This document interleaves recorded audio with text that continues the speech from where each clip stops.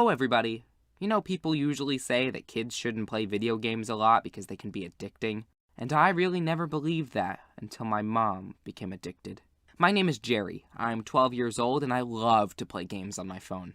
I really love this one strategic game. I built my own city, I was at war with one of the players, and I even created alliances with others. Okay, I know I spend too much time playing this game. But what am I supposed to do?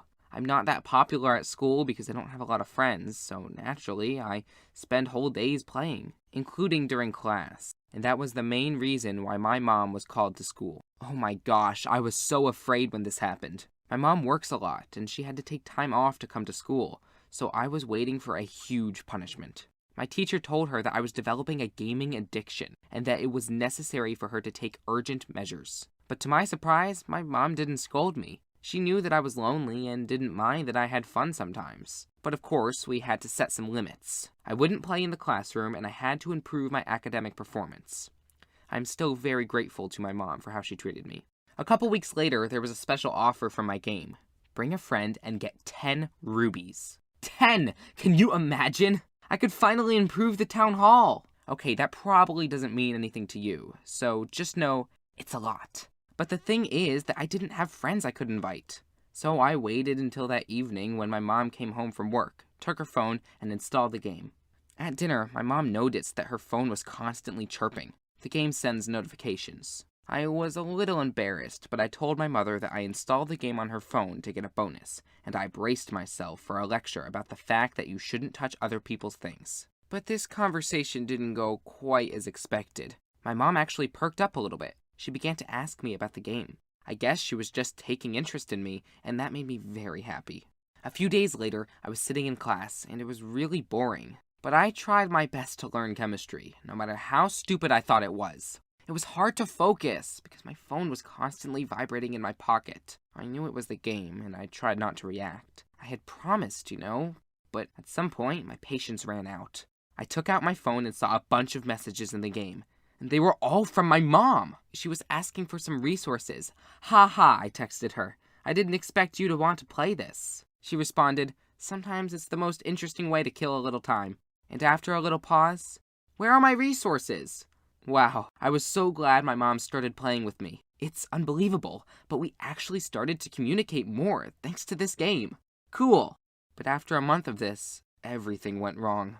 Mom got the flu, and the doctors put her on bed rest for a whole week. And that was one hell of a week. After school, I had to take care of my mom, cook, go shopping, and do house stuff all by myself. I know that I'm the only man in the house, and that I should take care about everything. But I'm also only 12 years old. So naturally, in 1 week, our house turned into a mess.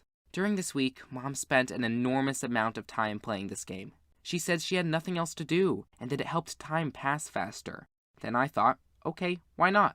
Finally, my mom recovered, but when I woke up Monday with hopes that my mom was ready to go back to work and start doing things around the house again, I found her still lying in bed playing on her phone. I said, hey Mom, don't you have to go back to work? But she replied that she still wasn't feeling well, and that she was going to stay home for a couple more days. It was obvious she wasn't sick anymore. I said, Mom, you have to get up, our house is a mess. I'm tired of eating cereal every day, you have to do something. But these words just made her angry. She yelled at me and sent me to school. But my mom would never do this. Something was wrong. And then I realized that she had another reason to stay in bed. She wanted to play the game. So gaming addiction is real, and now my own mother is suffering from it. For days I tried to talk her into going back to work, but every time she just ended up yelling at me. I felt powerless. We lived together, but we only saw each other once a day when my mother gave me money to buy food. And one day, instead of money, my mom gave me a credit card. As usual, at the store, I bought a few boxes of cereal, milk, and a couple frozen pizzas so I can cook them in the microwave. But I couldn't pay because there wasn't enough money on the card. I was so ashamed at the store. I looked really stupid. I ran home in a panic. When I got home, I saw 2 men standing on our porch. They saw me and came over. They said, "You're Jerry, right? We work with your mom, and it looks like she's not home. Please give her this letter." And then they left. But my mother was home. She just seemed to be ignoring her colleagues. And I knew this letter was probably bad news. I was right. The letter said that my mother was fired because she hasn't been back in the office for weeks. I can't believe that my mom completely lost control of her life. It knew I knew it couldn't go on like this, but there was nothing I could do. Mom definitely needed help, but she wouldn't listen to me. So all I could do was just go to school and tell my teacher everything, and that's just what I did. She listened to me, told me to go home, and that they would soon settle everything, but I had no idea how she was going to do it. In the evening, the doorbell rang. I opened the door, and there stood my teacher with two strangers who had a stern look on their face. They went in and inspected the house. I was so ashamed of the mess. The house looked awful. Pizza boxes were in a huge pile. Cereal was scattered on the floor. There were wilted flowers on the windowsill. The strangers went into my mother's room, and my teacher told me to pack up my things for the road, and that we were going to my aunt's today.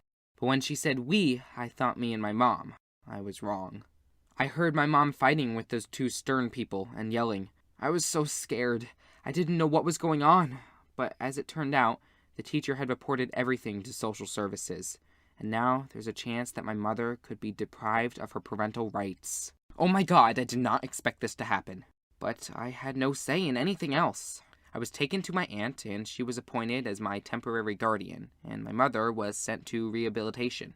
We talked for several hours on the phone. She cried the whole time and apologized, but that didn't make it any easier. Now I live with my aunt, who I saw about 7 years ago, and my mother is somewhere far away. I feel guilty for the fact that we were separated. After all, I was not able to bring my mother back to reality. I complained to the teacher, and more importantly, I was the one who hooked my mother on this game.